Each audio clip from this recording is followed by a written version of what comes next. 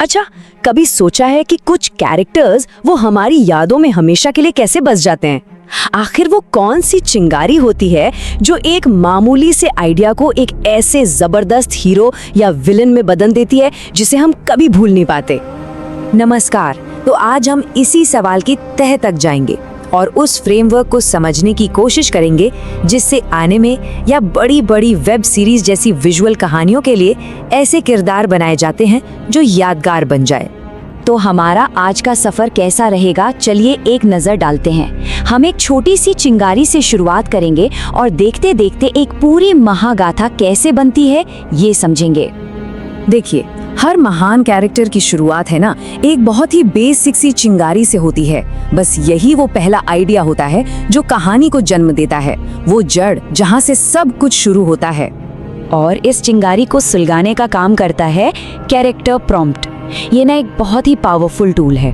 वो जो खाली पन्ना देखकर डर लगता है ना, ये उस डर को खत्म करके कैरेक्टर की नींव रखता है। असल में ये वो सवाल हैं जो हमारी इमेजिनेशन को सही ट्रैक पर दौड़ाना शुरू कर देते हैं। तो एक अच्छे प्रॉम्प्ट में क्या क्या होना चाहिए? 4 जरूरी बातें हैं। पहला, वो स्पेसिफिक हो ताकि एक दिशा मिले। दूसरा, वो ओपन एंडेड हो, मतलब हमारी क्रिएटिविटी को उड़ने की पूरी आजादी मिले। तीसरा, वो ऐसा हो जो सोचने पर मजबूर कर दे कैरेक्टर के बारे में गहराई से। और हाँ, सबसे जरूरी, वो हमारी कहानी से जुड़ा हुआ यानी कि रेलेवेंट होना चाहिए। ठीक है, तो मान लीजिए वो पहली चिंगारी मिल गई। अब उस कैरेक्टर में जान कैसे डालें, उसमें गहराई कैसे लाएं? इसके लिए हम अलग अलग तरह के प्रॉम्प्ट्स का इस्तेमाल करेंगे और उस पर रियलिटी की परतें चढ़ाते जाएंगे। तो शुरुआत होती है बैक स्टोरी प्रॉम्प्ट से। ये, जैसा नाम से ही जाहिर है, कैरेक्टर के पास्ट को, उसके अतीत को शेप देते हैं। जैसे उसकी सबसे पहली याद क्या थी, या फिर उसका सबसे बड़ा पछतावा क्या है। असल में यही छोटी छोटी बातें तय करती हैं कि वो आज जो भी है वैसा क्यों है और वो ऐसे फैसले क्यों लेता है। बैक स्टोरी के बाद बारी आती है पर्सनालिटी की।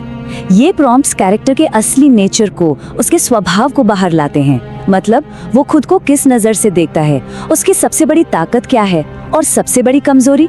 इन्हीं चीजों से पता चलता है कि वो दुनिया के साथ, दूसरे लोगों के साथ कैसे बर्ताव करेगा।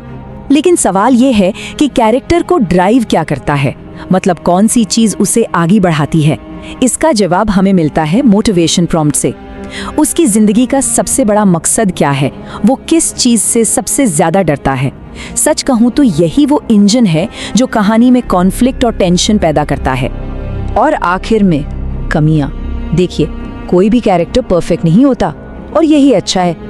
कमियां ही तो हैं जो कैरेक्टर्स को हमारे जैसा इंसानी और भरोसे के लायक बनाती हैं। उसकी सबसे बड़ी कमी क्या है, वो उससे डील कैसे करता है, यही तो है जो उसकी पूरी जर्नी को इंटरेस्टिंग बनाता है। तो अब तक हमने कैरेक्टर के अंदर की दुनिया को समझ लिया। अब सवाल ये है कि इस पूरी कहानी को एक दमदार विजुअल में, एक तस्वीर में कैसे उतारा जाए। और ये तब और भी जरूरी हो जाता है जब हम एनिमे जैसी कोई विजुअल स्टोरी बना रहे हों। यहाँ पर ना 2 बहुत जरूरी कॉन्सेप्ट्स हैं जिन्हें समझना होगा। पहला है नैरेटिविटी। ये क्या है?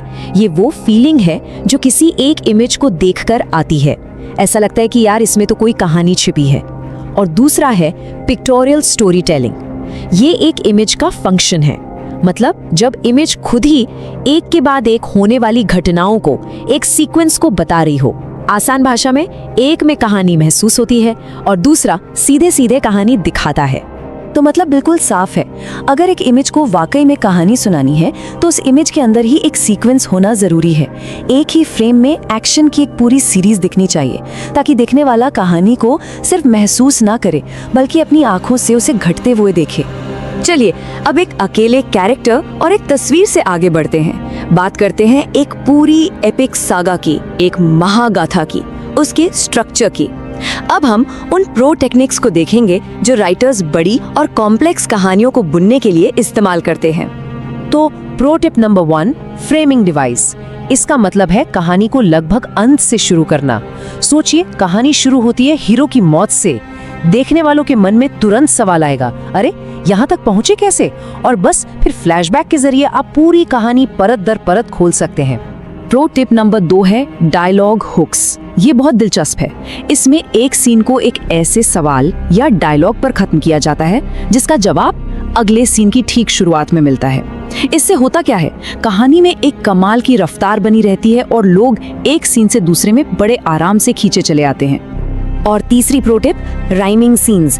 इसका मतलब है कहानी में अलग अलग जगहों पर एक जैसे सीन क्रिएट करना, जैसे एक सीन कहानी के शुरुआत में हो और वैसा ही एक मिलता जुलता सीन कहानी के आखिर में। ये बिना एक शब्द कहे ये दिखाने का एक बहुत ही पावरफुल तरीका है कि वक्त के साथ कैरेक्टर या सिचुएशन कितनी बदल गई है, या शायद बिल्कुल भी नहीं बदली। तो अब इन सारी थ्योरी को प्रैक्टिकल में कैसे लाया जाए? लीजिए, ये रही आपकी अपनी क्रिएटर टूलकिट। यहाँ कुछ ठोस विजुअल प्रॉम्प्ट्स हैं जो खास तौर पर एनिमे जैसी एक बड़ी कहानी बनाने में बहुत काम आएंगे। जरा इन प्रॉम्प्ट्स पर नजर डालिए। एक जोशीला शोनन हीरो जिसमें छिपी हुई कोई ताकत है, या एक साइबरनेटिक वॉरियर एडवांस्ड मशीनों से लैस, या फिर चश्मे और गैजेट्स वाला एक स्टीम पंक इन्वेंटर। ये सिर्फ कैरेक्टर्स नहीं हैं, ये अपने आप में पूरी दुनिया है। ये आपकी इमेजिनेशन को एक जबरदस्त उड़ान देने के लिए एकदम परफेक्ट लॉन्च पैड है। तो सब कुछ तैयार है, कैरेक्टर को उसकी आत्मा मिल चुकी है, उसकी कहानी का एक ढांचा तैयार है। अब सवाल सिर्फ एक बचता है, इसके आगे क्या होगा? और इसका जवाब अब आपकी क्रिएटिविटी के हाथों में है।